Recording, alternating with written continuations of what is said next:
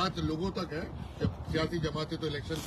لڑتے ہوئے یا انتخابی مہم چلاتے ہوئے نظر آ نہیں رہی، لیکن اس کے باوجود بھی پاکستان میں الطاف بھائی نے اپنے آزاد امیدواروں کو کیونکہ ان کی تقریر پہ پابندی لگائی گئی ریاست کی جانب سے،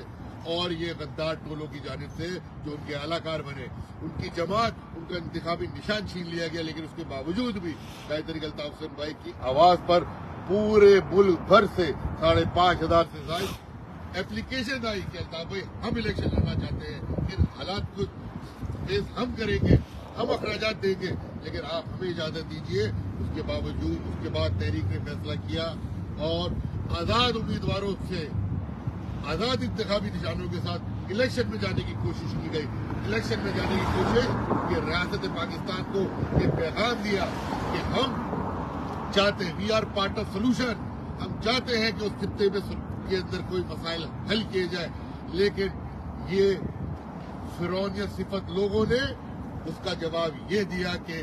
ہمارے آزاد امیدواران کے گھروں پہ چھاپے راتوں میں، یہ ڈھاڈے باندھ کی یہ بہت بڑے ٹارزن کے بچے بنتے ہیں جن کو فلسطین نہیں جا سکتے ہیں،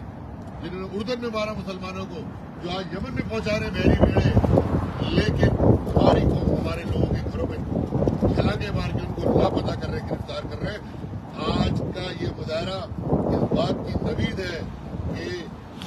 پاکستان سمیت دنیا بھر میں موجود اور ہیوسٹن میں موجود تمام مظلوم قومیں تھے قائد طریق الطاف حسین بھائی کی قیادت میں ایک ہے اور ایک مطالبہ کرتے ہیں کہ الطاف بھائی کی تقریر سے پابندی ہٹاؤ. اگر فیئر الیکشن کرانا چاہتے ہو تو سب کو آزادی دو، اور پھر دودھ کا دودھ پانی میں ہو جائے گا. کہ جہاں ریاست